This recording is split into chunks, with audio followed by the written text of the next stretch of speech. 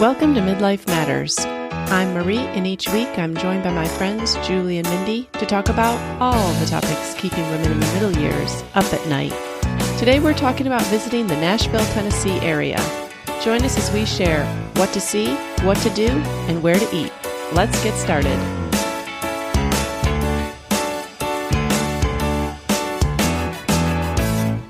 Listeners, today we're going to talk about visiting Nashville. We've gotten some listener requests through the years asking us to talk a little bit about the Nashville, Franklin area. And also we've gotten messages privately from listeners on Instagram saying they're planning a trip and what do we recommend.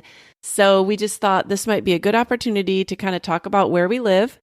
Last year we did a whole episode on LaGrange, Georgia, where Mindy told us all about LaGrange. And for the average listener just tuning in now, you might be like, LaGrange, Georgia, I never even heard of it. But after I heard Mindy talk about it, I totally wanted to go. So all that to say, like, you may not have even heard of a place, but once you hear why someone loves it and why they live there, it becomes a place that you might want to visit. Now, I know that most people have come to Nashville or want to come to Nashville or know people that have come to Nashville, but still, it's a big place and there are a lot of different things to choose to do. So we just thought we might go through some of them. And looking at lists, there were some on the list that, you know, they said must do. Like on this one list, the first thing was you must have hot chicken. I've never even gone to have hot chicken. Mindy and Julie, have you? Yes. I haven't. I figured Julie would have. Okay, there's a funny story about that. Okay. It took Bryce and I leaving Nashville before we ever heard about Nashville's hot chicken. We were like, what is this? We've lived in Nashville. We never heard of it when we lived there. And yet we find it in Knoxville. Oh, funny. Do they have Nashville hot chicken in Knoxville? Yes. Okay. Mindy, Yeah. we were in Windsor, England at Windsor Castle, and there's a restaurant across the street from the castle that says featuring Nashville hot chicken. Yes. Oh my goodness. I didn't really realize it was such a big thing. So see here, it was number one on the list. And if I have had it, I had it unaware of what I was having. Nice. Oh, well, you Julie, remember. was it good? Like, I've never actually tried it. Did you like it? Oh, yeah. Like we went because friends were in town and wanted to go. Mhm. I probably wouldn't have just gone there on my own, but yeah, it's good, but it's hot. So you'd remember it. Okay. But I do think it's kind of funny when, you know, I know people want to come to Nashville, but when you think about it, you're always a little bit surprised. People want to come here where I live, you know, like, because you just get used to it and take it for granted, or you don't do all those things that everyone else is doing. So kind of what got me going on this topic was I got an email this week from this lady I follow on Instagram. She's originally from Nashville, but she lives like in the English countryside. And she's planning this trip this summer where you can come. She only takes like 10 people and she takes you around the English countryside. And I had never heard of any of these places. They weren't, you know, places that you'd think of like London or anything like that. But she listed all the castles you'd go to and the quaint little cafes and the villages and the teas and the sheep that you would see. And then, you know, candlelight dinner at her house on the closing night of the trip. And I thought, oh, that's how, you know, we could plan this, something similar, like for people coming to Nashville. I thought that would be kind of fun to have a little itinerary for people that wanted to come here. For sure. Yeah. I want to hear what your itinerary is, Julie, because I feel like there's so many. I'm overwhelmed by choices. So there's so many things on lists to do. I don't even know where to begin. But you start us off, and then Mindy and I. And before we even get started, so I've lived here in Nashville for about 20 years. Mindy, I know you don't live here right now, but why don't you tell listeners how long you did live here? We lived in Nashville about 5 years. Gosh, it seems longer than that. I know. I know we've been friends a lot longer than that. But we actually only lived there 5 years. Okay.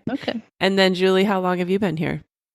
Well, I've lived here in Nashville 25 years, but I'm a native Tennessean. So I had been to Nashville before that. So so the things that I am going to talk about are maybe you're probably thinking, does anybody want to do that? I was going to talk about things that I like about Nashville. No, like go people ahead. that live here do. And then at the end, we can also talk about anything iconic that we missed because I'm sure there's a lot of Right. things that people want to do that I don't do. So, But Julie, like these are the hidden gems, like just like your friend in the English countryside. When you look up the hot tourist spots, it's going to have the same list. But Mhm. when you talk to a native, you're going to get the hidden gems that, if that's the kind of trip you're wanting, then this is for you. Because to me, that's treasure, to Mhm. be able to talk to a native. Well, I just immediately thought about all of the natural beauty that's here in Nashville, and I would want to share that with people, and then all the history because I love history. So there's so many wonderful hiking trails right in the city. I mean, the city has parks right in the middle that are gorgeous hiking trails. And then there's waterfall trails you can hike to, like within an hour of Nashville. And then there's a lot of Civil War history here. So like right here in Franklin, if I have people coming to visit, we usually visit Carnton Plantation and the Carter House. And they're both beautiful, like pre-Civil War homes. And they have really interesting tours. Like they tell you about the families that lived there. And it makes you kind of realize the Civil War was very personal for a lot of people. Mhm. I mean, in the Carter house, they had 12 children. The Battle of Franklin came right through their farm and they hid all their children in the basement while the battle's going on. Like it's a cool because in the basement they have 15 little chairs with the kids' names on them and all the people that were hiding there. It makes it very personal. Mm-hmm. So, and then I just love touring old historic homes. Mm-hmm. And I had a friend that moved here for a year and we were going to hit all these historic homes. Mm-hmm. Yes. Didn't happen. John got sick. She had knee surgery. We didn't visit one. Oh. But I think, why don't I do these things? We have Belmead Mansion. Mm-hmm. And in the home, there's a little meat and three and an ice cream shop and a coffee shop. So you could easily, Really? make a day out of it. We have Traveler's Mhm. Rest. Belmont Mansion is gorgeous. And you can tour our governor's residence for free. And it's amazing. And then we have the homes of two former presidents. So we have the Hermitage where Andrew Jackson lived.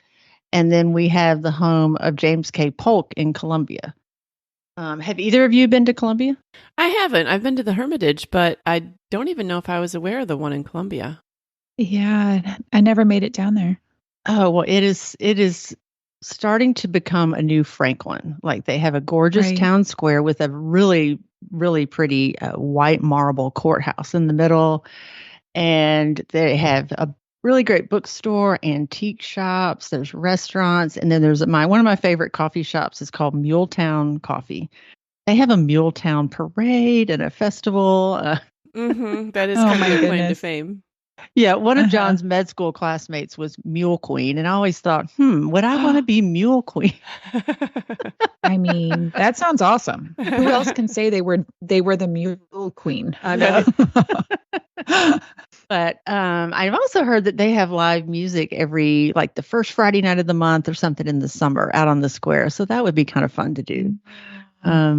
Lots of live music opportunities here. in Yes. Nashville. Right. Yeah. And if you do make it down to Columbia, they have, I think, the best place to go antiquing because it actually, Mhm. they still have a lot of affordable items. Yes. Okay. And there's a place called Blue 32 Vintage Marketplace. And Okay. I would recommend that place. Yeah, it's not super high end and overpriced yet. Mm-hmm. Right. Until people start going. Right. Julia, I love that you brought up all the history around Nashville. And I know that there's even so much more. I didn't know if you're going to talk about the stuff that's downtown, like the Parthenon. Yeah, if And you like don't know, we have a full-scale replica of the original Parthenon in Athens, which is kind of cool because Athens doesn't even have that. Like theirs is destroyed Mm. Right. and ours is whole. So, it's in this great park, Centennial Park. There's walking pathways. There's a pond. It's a great place for a picnic. Well, from my time there, my kids were all little when we were there for that 5 years. And so the kids that were in school got to do a lot of their field trips to those historical homes Mm-hmm. and also the Parthenon. And so being able to like chaperone those trips was how I got to see those places. And they're very like, it's incredible that it's right there. Like they were places that I was passing all the time and didn't even realize. So I love that you're pointing out all the things that are historical opportunities. Yeah, Mindy, like you, I mean, you were lucky if your kids were in the fourth grade when you lived here, because in Tennessee in fourth grade, that's Tennessee history year. And my daughter's school was really big on, I think they took a field trip a week for that year. Wow. And so I Yeah. went on every one that I could, because that's how I went to the governor's mansion, all of these historic things. And it's like, why don't I go back to these? But I did get to go through that year of field trips. So, Mm-hmm. so it's always That's great when right. you have a friend coming to say, let's go do this. Yeah. Well, I will interject here. When we lived there for 5 years, we have never had more company than when we lived in Nashville, Tennessee, because all of our family was so excited to come visit. And it really kind of pushed us to go see things that we wouldn't have normally done, because we kind of had to do the host of a tourist kind of trip. And so it really did push us out there. So I'm excited for the rest of this episode. I may have done it as I was being a tourist myself. A tour guide. Yeah. Yeah. Yes. I get that.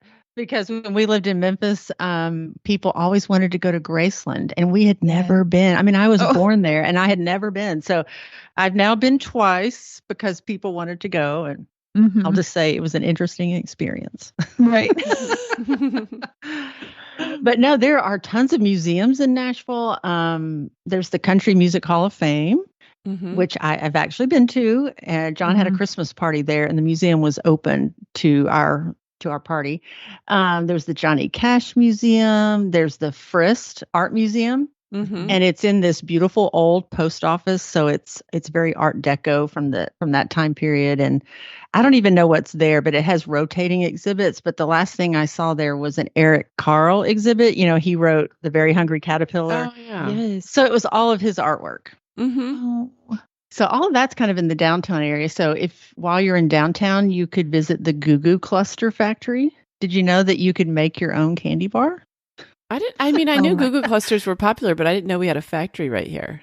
Yeah, and they've set it up to where you can make your own variations of Goo Goo clusters. So where is it? Oh my goodness. I think it's right next to the Johnny Cash Museum. Interesting. Okay. Yeah. Because normally I just associate Goo Goo clusters where if you happen to visit Cracker Barrel while you're here, you can pick yourself up a box. Yeah. Now, Julie, have you made your own candy bar there? I have not. I've been to the store and just took friends in, but okay. I think the claim to fame is it's the first combination candy bar. It wasn't just all chocolate. It was a mixture of things. Okay. Yeah. Caramel and chocolate, and is it like it's got a crunchy stuff in it, doesn't it? Like a So I don't know if it's nuts or what. But yeah. they are good. Yeah. Well, and you both know on our unpopular opinions episode that I said I don't love country music. But I will have to say I have been to the Grand Ole Opry 3 times and I absolutely love it. So if you don't know what that is, it's a live stage show that showcases country music kind of from the past. There's usually like an iconic artist there from the past. And then they usually have current people and then maybe giving somebody else a shot that's just getting started. And it's just such a fun night because there's usually like 6 or 7 acts, maybe more. One's usually a comedian. It's very family friendly. And if you don't like one act, they're only going to sing 2 songs and then you're on to the next one.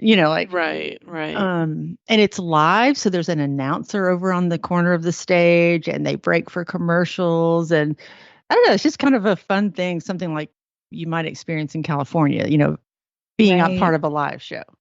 Yeah. That is so cool. I will say there was this tour that we took my mother-in-law on. And it was like one of those iconic Nashville tours. They put you on a bus, they drive you around, they point out country music artist house, and they take you down Music Row. And basically they also take you to the Ryman, which was where the original Grand Ole Opry, is that right? Yeah. And then they take you to the Grand Ole Opry. It's so cool. But that was the first time I went. So there's a lot of tourist, packages set up if you are not wanting to do this on your own, but that will include the Grand Ole Opry. But also the Dove Awards used to be held there. I don't know if it still is. Oh, at the Grand Ole Opry House? At the Grand Ole Opry, yes. Yeah, I think you're right. I didn't realize this. I looked it up, but like you said, Mindy, it started in the Ryman Auditorium. And then in 1974, it moved to the big Opry House. And then in 1978, it was broadcast. So it didn't used to be broadcast. I didn't know this, but every January, they moved the show back to the Ryman just as a, like a nod to the past. Yeah, yeah. The Ryman, I think, is an old church. So it has pews. It's not the most comfortable place. But that old stage, they actually cut a circle out of the stage of the wood flooring, and then they moved that to the new Opry House. So where all the artists have stood is still in the new Opry House, which is kind of cool because when you think about all the people that have sung there. Right. Yeah, I forgot about that. It really is neat if you're there on a night that they're inducting someone to the Country Music Hall of Fame. Is that what they're doing then? Or no, they're inducting him into the Grand Ole Opry, I think. Into the Grand Ole Opry, yeah. Okay. That really is neat. And you'll get to see some pretty high profile artists that way. I mean, like you said, they'll only sing a couple songs, but you still get to see them. Yeah. And I think they do the show 2, maybe 3 nights a week. Like it's not, a rare thing. Like this is happening all the time. So you can buy tickets 90 days in advance. Okay. Well, while we're in that section of the city, this is so ironic, but like the Gaylord Opryland Hotel, way back when, like when I was a kid, there used to be an amusement park there. And then it became like a factory mall area. And then Gaylord Opryland took over the hotel, and there's these beautiful gardens. Now, during the Nashville flooding, I know that took a big hit. Is it back up and running, like the garden area that walk through? It's free. Okay. Yeah, it's that's a great place. I forgot about that, Mindy. That's a great place to go look at Christmas lights in the winter. But I know they made a change this year. You actually have to be staying at the hotel to walk through in the evening. Now, if you go in the daytime, you're allowed in and you can stay through the evening, but you can't come in the evening unless you're staying at the hotel. But there's a riverboat ride in the hotel. Right. I mean, it looks like a big atrium, a big greenhouse, the area that you walk through. It is stunning. That was one of the places we would always hit up because it was free entertainment. The kids could be walking around, and it was just absolutely beautiful. Yeah.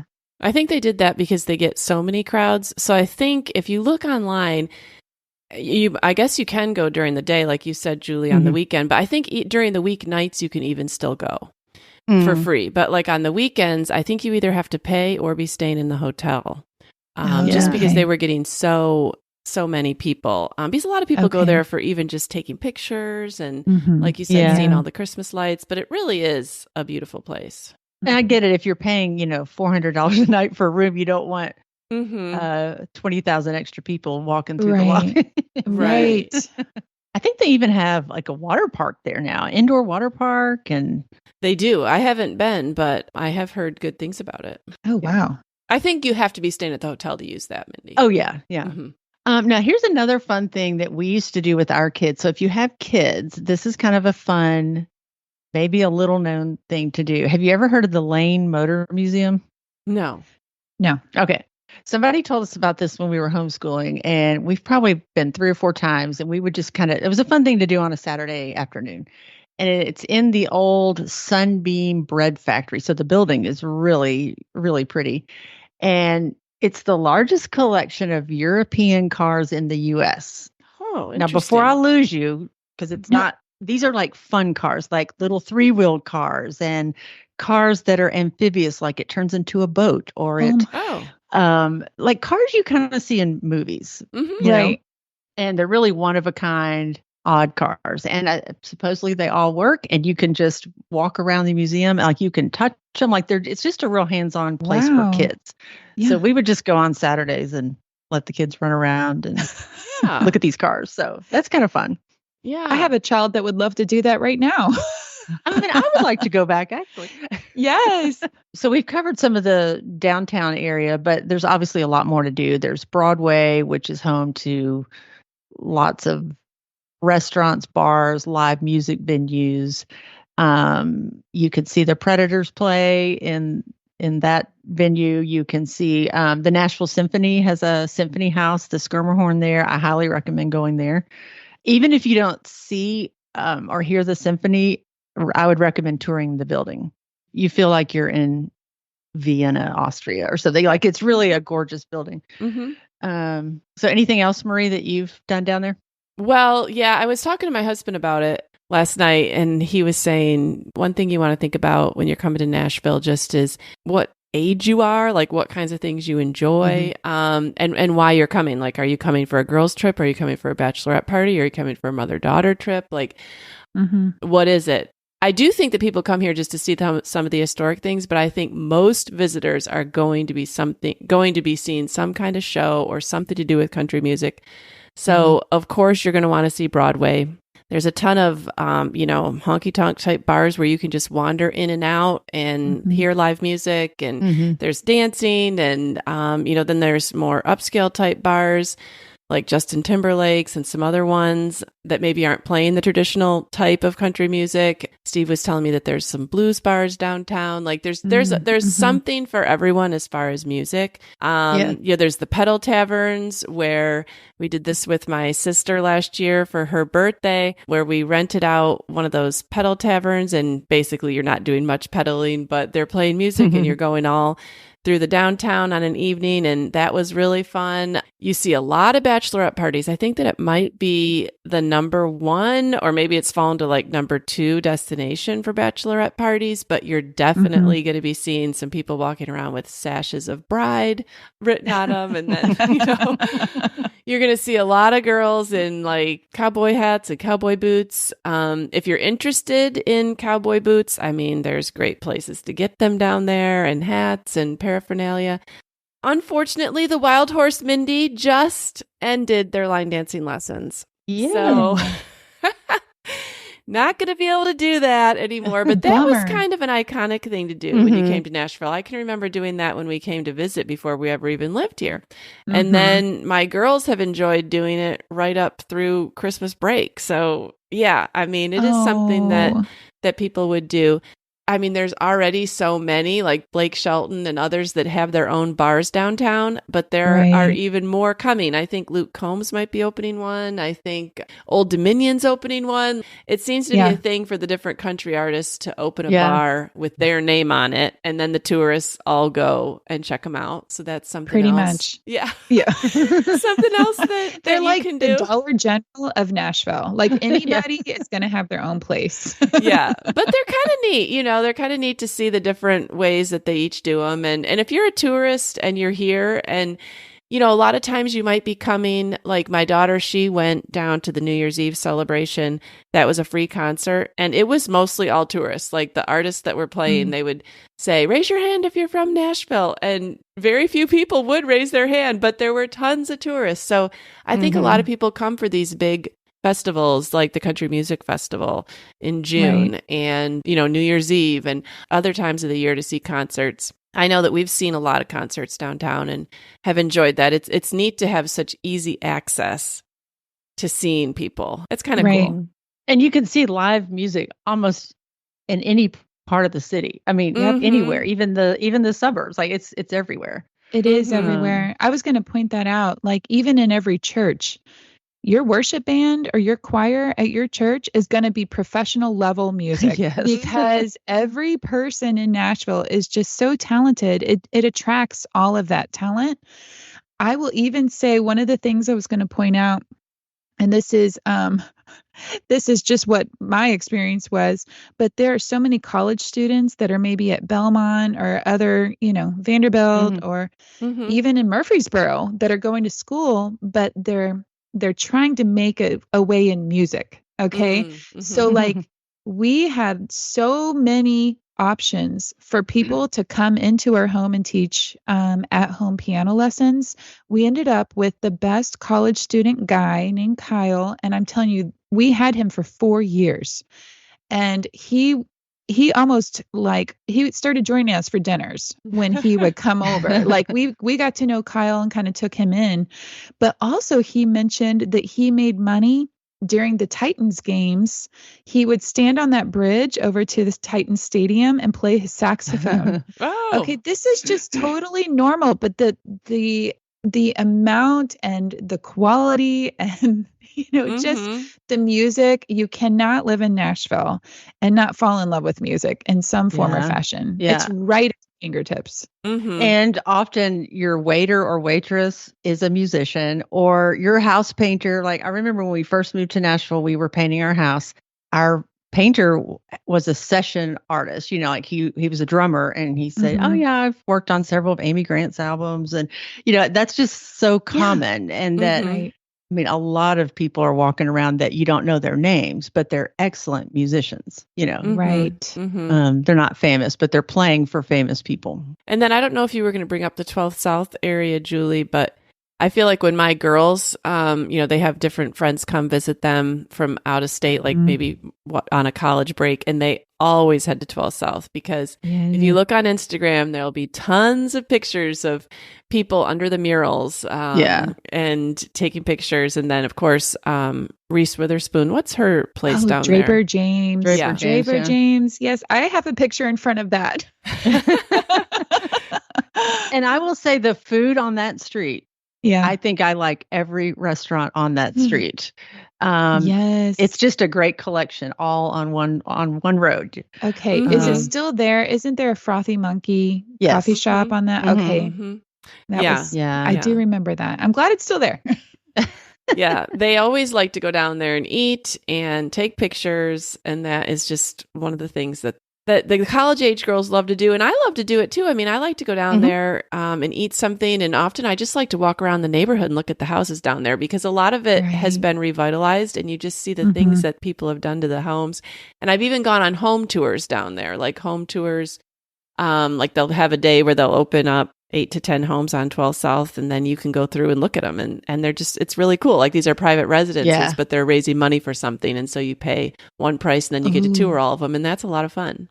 Yeah, and they're so unique because they're older, and that's a fun thing to do. And I think they're even renovating and revitalizing the end of 12 South down near Belmont now. So it's going to have all these new storefronts and green spaces, and it's going to be nice. Right. Right. Wow. I would love to do, I've always wanted to do one of those home tours. So hopefully I can hit it up at the time that's happening. Well, and it's funny because you can hear a conversation about Nashville and really what is popular there. And I mentioned this already, but this is not the most iconic thing there. I mean, they have the NFL team, the Titans, that are right there downtown. You wouldn't feel like it was there though. Like there's so many other things to do. So like, yes, the Titans have a following, but it's ironic because Nashville is so full of the music, the history, the awesome, eating experiences and shopping that you don't even think about the Titans or the Predators.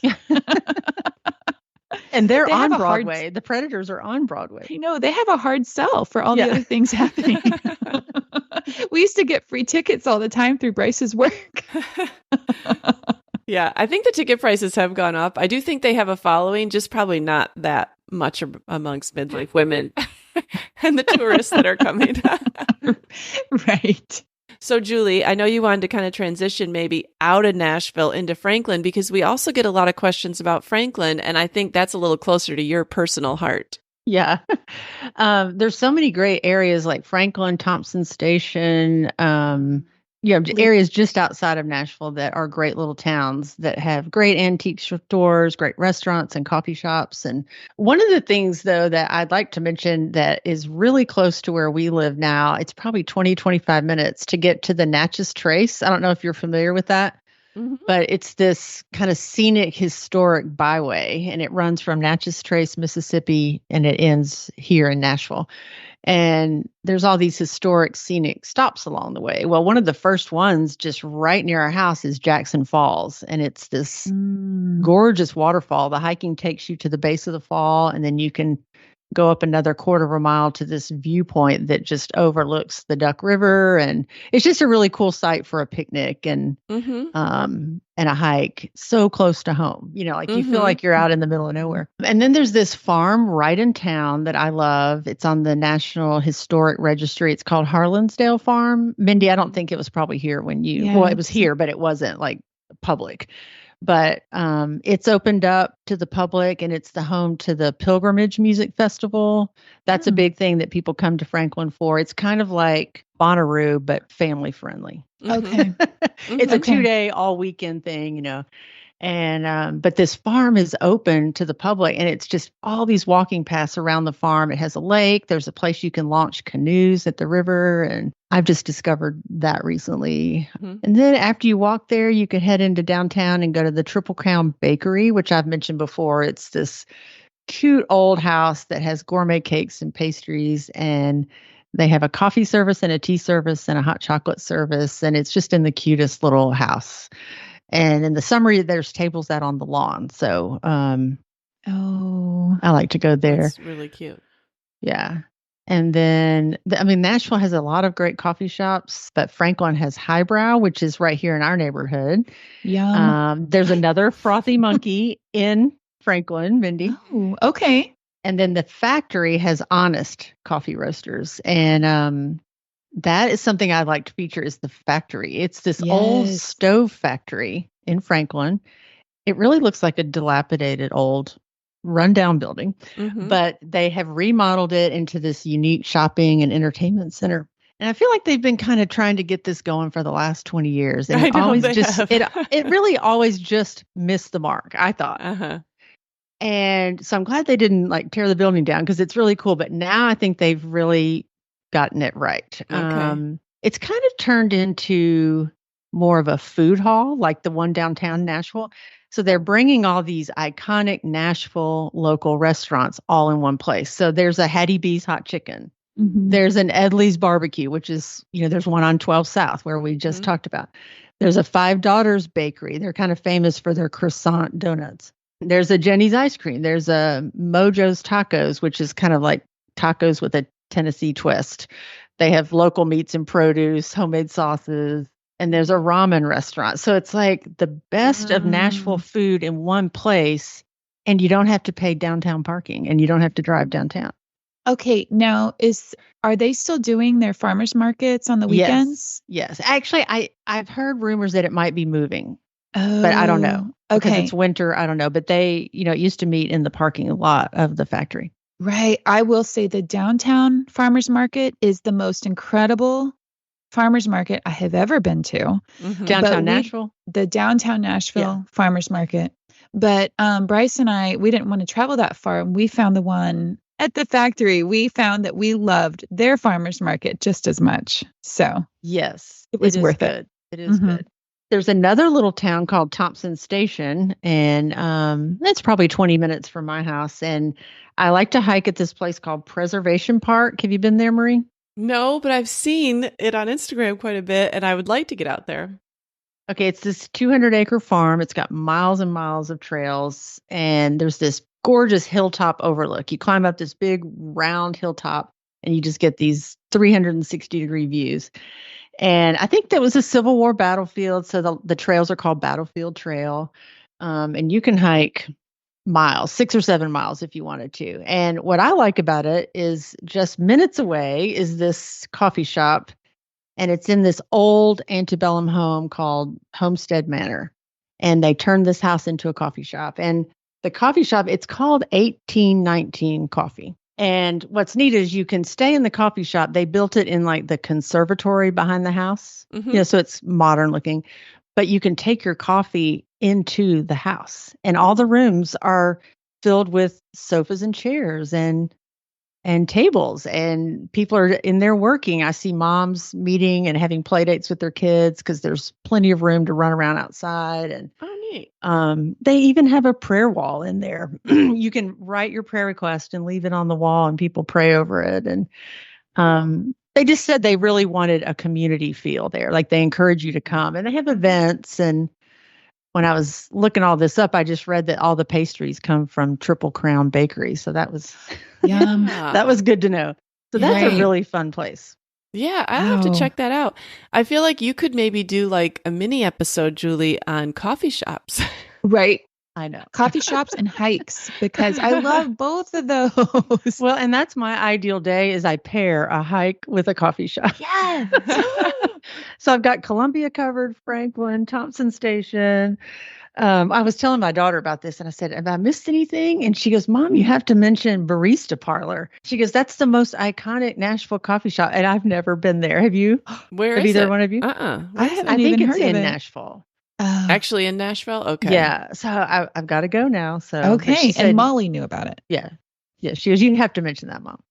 Okay. Well, when I lived there, Leaper's Fork was really trying to make a name for themselves. I haven't heard you mention Leaper's Fork. Well, because I feel like everyone just oohs and ahs over Leaper's Fork, and I don't quite get it. Well, what we heard when we went is the Judds were trying to make it a thing. Like they own land out there or something. I don't know if they still do, but literally there's famous people everywhere. You are rubbing shoulders with them and you don't even know it most of the time. But yeah, we heard all about them trying to bring it all to Leaper's Fork. I mean, it's one street about the length of a city block, and it has an old diner and a Puckett's grocery. And there's always a bunch of motorcycles parked there. People that ride the parkway, eat there. Right. And then there's an antique shop, but it's really expensive. There's a used bookstore that has books that are thousands of dollars. And it's a gorgeous street in the fall when the leaves are falling and all that. But I don't know. That's too pricey for me. I've always felt like it was pretty expensive, Yeah. Oh, okay. And they have some art shop, like places you can look at art and stuff, but everything is just, it's pretty expensive, you know. So if you're just looking to kind of mill around for the afternoon and you might pick something up, it's not really the place. I don't feel like that you it's a place just to go and see the beauty, but I don't really shop or eat there much. So I don't quite get that, but it is a great place to get lost on those roads back there and drive. Right. It's really pretty. Yeah. Is that on the Natchez Trace? It's close, but no. Okay. But it's close. Yeah. I do remember, isn't the Loveless Cafe out there? Well, it's in West Nashville, and I was going to talk about that later. It's an iconic place. Yeah. Got it. Yeah. So other iconic places in Nashville, like if you read like bucket list places or these 10 restaurants, they always mention the Loveless Cafe. And it's world famous. I was told world famous for their biscuits. It's very traditional Southern food like fried chicken, country ham, jams and jellies. And it was like this restaurant built in the 50s on Highway 100, for travelers. And then they built a 14-room motel, and each little room was like a separate cottage. Well, now those motel rooms are not open, and they've made each one into a little shop. You can go there and shop and eat, and there's a hiking trail and a quarry near there. So okay. I go and hike and then get my biscuits. Julie hikes and eats. Yes. But yeah, that place has been featured on the Today Show, Good Morning America, Martha Stewart. Like it really is. I think it's worth it. It is good food. Yeah. Okay. I've only been there once, and I think it was about 10 years ago. And I don't think it's someplace I need to go back to regularly, but I'm glad that I went. Yeah, you can't eat that food too much. Yeah. Right. Yeah. Well, and I remember it was quite busy, there could probably often be a wait.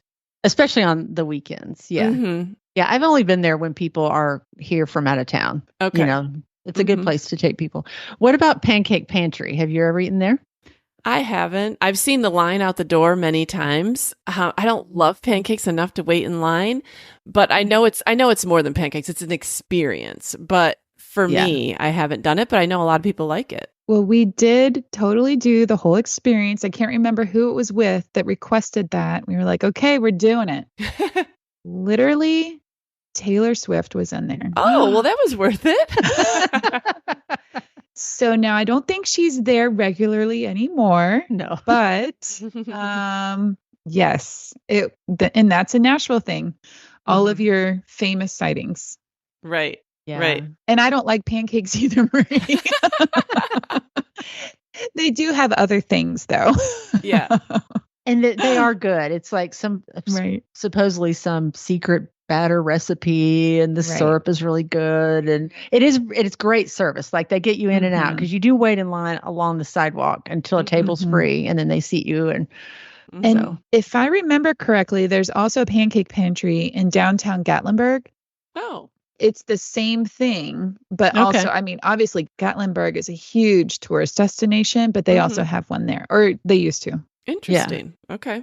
What are some other iconic places, Julie? Yeah, what about the Bluebird Cafe? That is probably one of the most famous places in Nashville, and I have never been because I don't understand how you get in. You know, like I was always confused too. I'm like, how do I make reservations or tickets, or you show up? We never went. I think you have to show up, but I've gotten to go a few times because Steve Travels and Southwest used to put a dinner on, and they would rent out the Bluebird Cafe, and so we'd go like for a private event, and then they would hire 3 or 4 songwriters. So you would eat, and then you would see like that songwriters in the round, which if you're not from Nashville, you might not know what that's like, but a songwriter night is like, they'll have the people that wrote the songs explain how they wrote them or what caused the idea to come to their mind, and then like who's performed them and how famous the song is, and then they'll play the song, and then it'll pass to the next person in the round. And so it'll be like 3 or 4 of them just going around and like playing their hits and telling you about, and it's so interesting. Like I've really enjoyed the songwriter nights that I've gone to. Yeah. Yes. But the Bluebird is very small inside, but if you can get in, like we've driven by it before, like when we weren't going to one of those Southwest dinners, and there always is a line out the door. So I think you have to get there really early. But they've discovered a lot of famous people there. I think their most famous person is probably Garth Brooks, but there have been a lot of people that were discovered through playing at the Bluebird. And it was featured on that TV show Nashville. That drama. Yeah. And those stars, I think, were being discovered at the Bluebird. So it really is a cool place, but you'd probably have to get there early, and that would have to be like the thing you were determined to do. Well, and the thing that's so intimidating about it is it's so tiny. You know, you think, you see that line, and then you see the size of the venue, and you think, how are we ever going to get in? And I guess people leave in the night, and then they let another one in. Like it's kind of, as one person comes out, then you get in. And the closest I got to going in was passing by to go to the Trader Joe's in Green Hills. Me too, Mindy. I was like, there it is. There it is. Okay, well, I didn't think I was going to talk about this, but I will put a plug in for Buddy's Place. And a guy at our church named Buddy started his own venue for singer-songwriters. And I have been 3 times, and I will say, it was country music, and I loved it. But good. I think I loved it because it was the actual songwriter singing it. I think I like them better than the artist. Well, and it's a storytelling too. Yes, I loved hearing the background and seeing them sing it and what it meant to them and why they wrote it. I enjoyed that part of it. So where's that located? Where's Buddy's place? It is in Las Casas, which is just outside of Murfreesboro. He used to do it in his home, which I thought was interesting, which is very small. And then now it's out on this farm, and it's an outdoor covered barn. It probably holds like 100 people or more. Neat. Okay. And I think he does it all year long. In the winter, they put the plastic on the sides of the barn and turn on heaters. And so it's really cool. You can look them up, Buddy's Place. Okay. I can't remember if it's every weekend or once a month. I think it's once a month. Okay. Yeah. What other iconic places did you have, Julie? Well, there's Cheekwood Botanical Gardens. That's pretty. I'm so glad you brought that up. Yeah. That is such a beautiful place. It felt like a hidden gem when we went. They had a chihui. Is that how it's pronounced? Yeah. Chihui, yes. Yeah. The blown glass exhibit, like all throughout. So that artist was featured there, and they do feature different artists. And incorporate it into the gardens, like outdoor art. Yeah. And in the fall they have like a pumpkin festival and Christmas lights at Christmas. And then there is a mansion. Cheekwood Mansion is there, and you can go and tour the house, which is gorgeous. And they used to have a little cafe you could have lunch in. I'm not sure about that, but I bought a pass to Cheekwood because I just thought it would be cool to take my walks over there. It's a little far to drive now, so but it's a neat place if you have a pass just to go walk. You know. And I did that too with the Nashville Zoo. I bought a pass so I could walk at the zoo. The Nashville Zoo is fabulous. I mean, it's right in the middle of the city, and you feel like you're in this tropical paradise. Yeah, it's really, really pretty. And it has an awesome playground. It does, really does. We used to go just for the playground. It's amazing. So, just for the playground. That's awesome. Yeah. So that's all I had. I did want to mention one more restaurant, Marie, and I was wondering if you'd ever been back there. We had a listener come to town, and we went to lunch with her because we knew her sister-in-law. Yeah. And we went to this restaurant called the Buttermilk Ranch. Have you ever been back there? I haven't, but it was delicious the day we went. I haven't either. And I thought that was one of the best restaurants I've ever eaten. And that's on 12 South.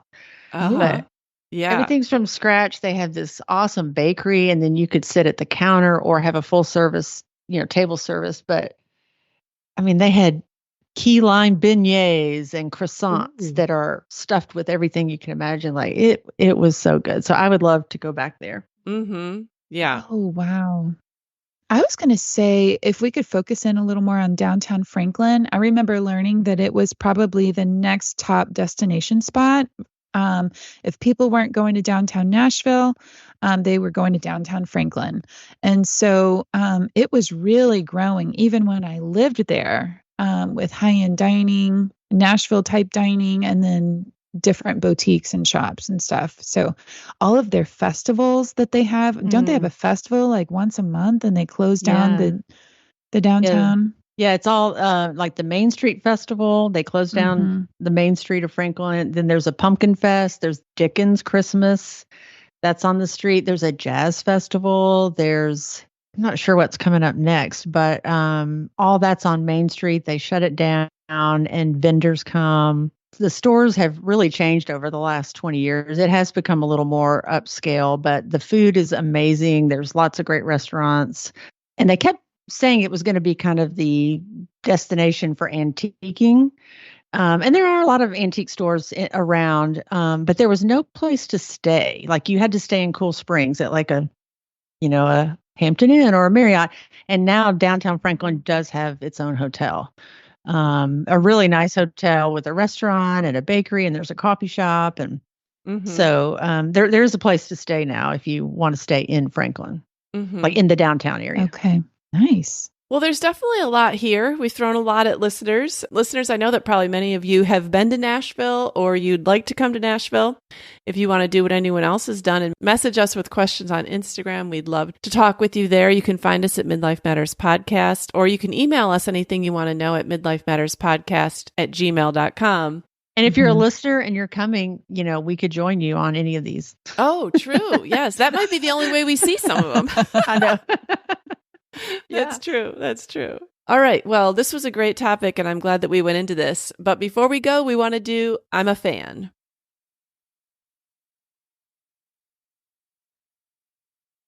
All right, Mindy, what are you a fan of this week? I'm a fan of Zappos.com. Oh, yeah. I found a pair of workout shoes, which you guys know when you find like the right pair. I wanted to keep the same version, and they're just starting to go out because Brooks is going to come out with a new version of them. I'm like, no, I want the old version. Well, I happened to go on Zappos, and they are basically clearancing out the older version. And so I really lucked out because I was able to hit it fast enough to try to find my size, the color that I wanted. So I was just going to put that out there. When you find a shoe that you want, a lot of times in midlife, we aren't necessarily looking at the trends. We really want what works for us. And that's the stage in life I'm at. Right. And so I was so thrilled to be able to find my shoes for much cheaper, actually, on Zappos before they're gone. That's true, because sneakers are just like anything else, and they release new models. And then what are you supposed to do? I don't want the new model. All right, Julie, what are you a fan of this week? Okay, I'm a fan of a book that I just got, and I've just started reading it, so I haven't finished it. But it's called French Women Don't Get Facelifts. And the author wrote a book, a long time ago, called French Women Don't Get Fat, and I read that book. And I loved it because she just talks about the lifestyle of French women and how it's so different than American women. And so this book is, the subtitle is The Secret of Aging with Style and Attitude. Perfect. So I thought this might be, as I continue reading, if I like it, this might be our next book that we could discuss. Oh, okay. Ooh, Yeah. it sounds great. Yeah. Yeah. Aging, we're all doing it, so we might as well do it the best we can. Gracefully. Yes. Yeah. All right. Well, that's a good one, Julie. All right. I'm a fan this week of a movie. So my son and I went to see this movie on Saturday night. Have you seen it advertised, The Iron Claw? Yeah. No. Yes. And so, Mindy, I think you might enjoy this with your boys. And Julie, you might enjoy it with David also. It is the true story of the inseparable Von Erich brothers who made history in the intensely competitive world of professional wrestling in the early 1980s. So I had brothers growing up, and they were really into watching like WWF on TV. I just remember when that came out. But right before them were these Von Erich brothers. And it was such an interesting movie. I wanted to see it just because I love a good sports movie and one that has a lot of human interest. And this one definitely does. I don't think I'm really spoiling anything to say that, well, one, it's amazing to learn about what goes on behind the scenes of professional wrestling. And two, this family experiences multiple tragedies, and it's just you're on the edge of your seat the entire time. Like it's just a really good movie. So I just thought it was an amazing story. And it also got me really talking with Isaac. So if you're looking for something to just really spark some conversation with your son, it's a great movie to go see. I mean, we didn't know what to expect going in, and so you're surprised the whole way through. So that sounds really good. Yeah, The Iron Claw was really good, so I recommend it. All right, you guys. Well, I'm glad that we got to talk about Nashville. I really want to maybe tour some of these old buildings together, Julie. I know. Instead of going to the same old places, Yeah, it would be just as easy to try something new. Yeah, There you go. Yeah. All right, you guys. Well, we'll talk to you next week. All right. Sounds great. See ya. Okay. Bye. We're so happy you joined us today. You can find the show notes for this episode at midlifematterspodcast.com. Also, please tell a friend about the show and help them hit the free subscribe button on their favorite podcast app. Be sure to follow us on Instagram at Midlife Matters Podcast. That's where we post pictures and stories about all the things we talk about in each episode. Thanks for listening, and we'll see you next week.